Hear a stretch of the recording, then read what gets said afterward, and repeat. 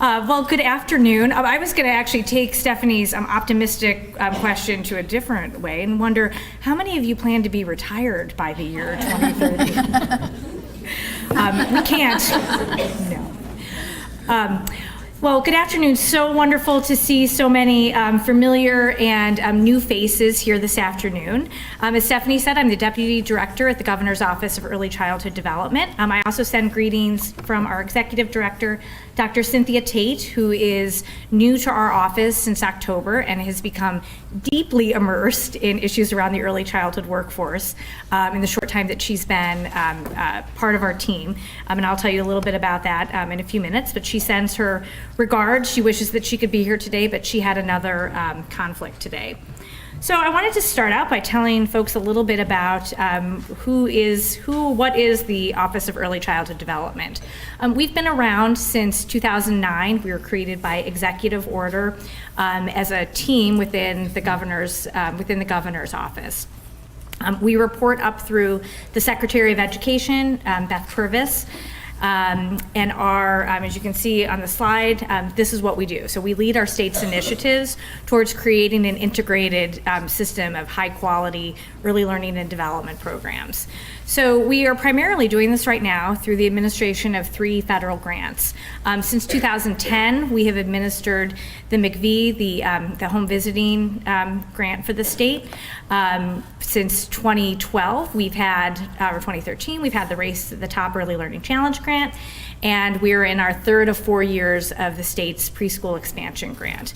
So with all of this work, at really the core of what we do as a team is we are steeped in this knowledge that in order for any of these programs to work, for home visiting to work, for high quality childcare to work, for high quality preschool to work, it's all about the adults in the children's lives that makes those programs work. And so the development of the workforce is part and parcel of every initiative through the Office of Early Childhood Development. We really try to focus our attention on the parents, on the caregivers, on teachers, on home visitors. We do this work by working across state agencies. So we have the great pleasure and challenge of working with all of the different state agencies that run programs for children and families in this state. Our primary partners are the Department of Human Services, the State Board of Education, the Department of Children and Family Services. Through our Race to the Top grant, we've been really excited to extend our work to the Board of Higher Education, to the Community College Board. We work at the intersection of public and private. We do a lot of leadership and support for the Early Learning Council. So that's kind of the place where we do our work and how we try to get things accomplished. So I'm primarily going to talk about some of the initiatives that we have been running through the Race to the Top Early Learning Challenge grant. We are in our 5th of a 4-year grant. This is our no-cost extension bonus year where we're able to kind of finish out our work. But the grant was scheduled to end last December, and we still have some projects going to the end of this calendar year. One of the core goals of our Race to the Top Early Learning Challenge grant was to support early childhood educators in improving their skills, knowledge, and ability. So the way that Illinois approached this was in a couple of ways. So we really focused on credentials, we focused on scholarships, not so much monetarily, but certainly in time and attention, working with higher ed alignment, and I know Stephanie is going to talk more about that as well. We put investments into the Gateways Registry to really expand and enhance, as well as developing some new models for professional development and professional learning communities. So let me just take you through a few of these. So first in the credentials, I'm going to show you, I'm just going to skip ahead to the next slide. So you can see what's happened in the growth of Gateways credentials over the last couple of years. And there's been an explosion in the number of credentialed professionals in the state. And there's a couple of reasons for it. So one, we embedded credentials in the Accelerate framework. So Accelerate is our state's quality rating and improvement system. It's a continuous quality improvement framework. we put credentials into that framework. So programs applying for higher levels of quality have credentialed staff, and so we drove up the demand for credentials. The other and to make that work, we reduced the cost of credentials. Prior to Race to the Top, credentials were $300. Right. 350, let's say 300, 350. Yes. Yes. And so we greatly reduced it to 35. Yeah. So that's a big reason for the growth in credentials.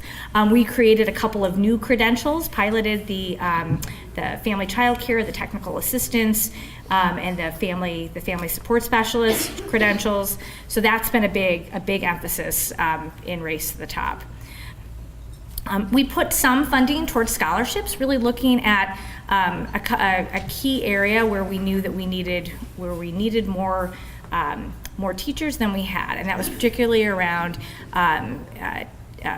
teachers with a professional educator's license who also have bilingual or ESL endorsement with that.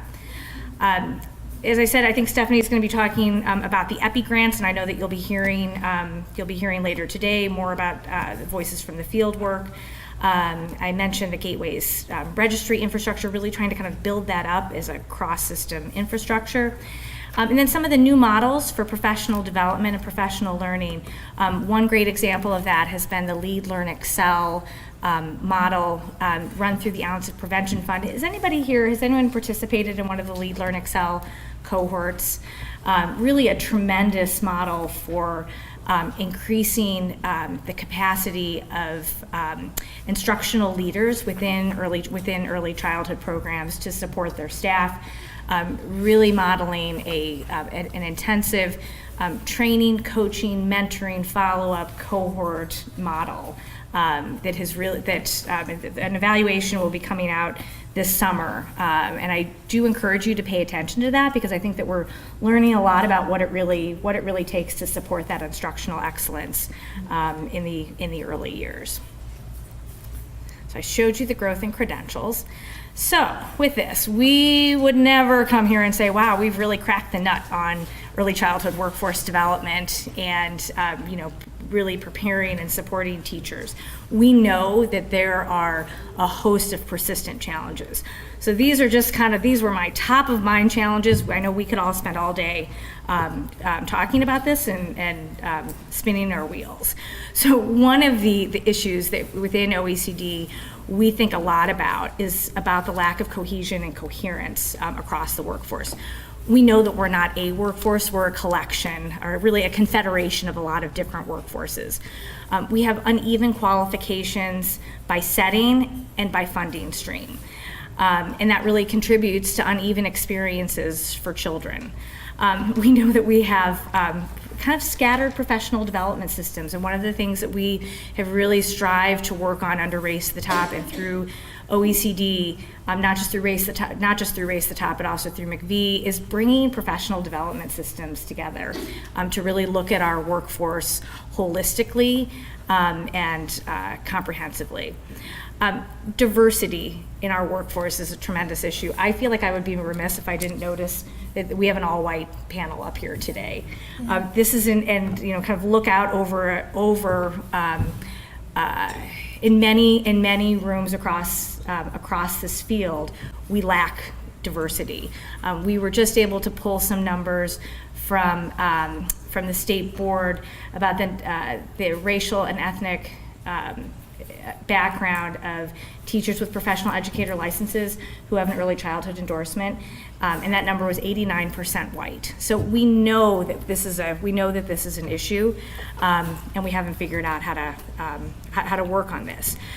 Linguistic diversity, the need for bilingual teachers continues to increase. The geographic and ethnic mix is of critical importance. One of the other issues that we see is the capacity to meet special and complex needs, as we have really focused to target our publicly funded resources for young kids with really high needs. And we have done a lot in our Preschool for All programs, in our preschool expansion grant, really trying to reach those kids with highest needs. They're coming to us with more complex needs that teachers may or may not have the capacity to meet. And so I know that Allie's presentation this afternoon on suspension and expulsion and how we're really supporting teachers to support kids who are coming to them with more complex needs is really important. The market forces, this is like where I see my next career going. It's just thinking about these market forces that impact our field. The supply and demand the supply of educators does not always meet our demand in the right places at the right time. One of the challenges that I think we all know that we have in early childhood is that we're an imperfect market. We're the classic market failure. Compensation and benefits, again, this is something we could talk ad nauseum about, but I want to start us off a little more optimistically today. So knowing that we have these persistent challenges, and knowing that we need some new strategies, we need some new thinkers on this, we need some new ways of working together. A year ago, Governor Rauner created his Cabinet on Children and Youth, which is called the Children's Cabinet, really focusing on kids being healthy, safe, well-educated, and self-sufficient by the age of 25. And so this is a collection of 19 state agencies coming together around children's issues. Last summer, it was decided that the cabinet really needed to hone in on a couple of projects. And so all the state agencies were invited to pitch a project to the cabinet. And so the Office of Early Childhood Development pitched the idea of, hey, let's focus on the early childhood workforce. We were really excited that it was selected. We had some champions from some unusual corners. Director Sheldon at DCFS is a huge proponent of focusing on the workforce. The former executive director at the Board of Higher Education and the head of the Community College Board, huge supporters of this project at a cabinet level.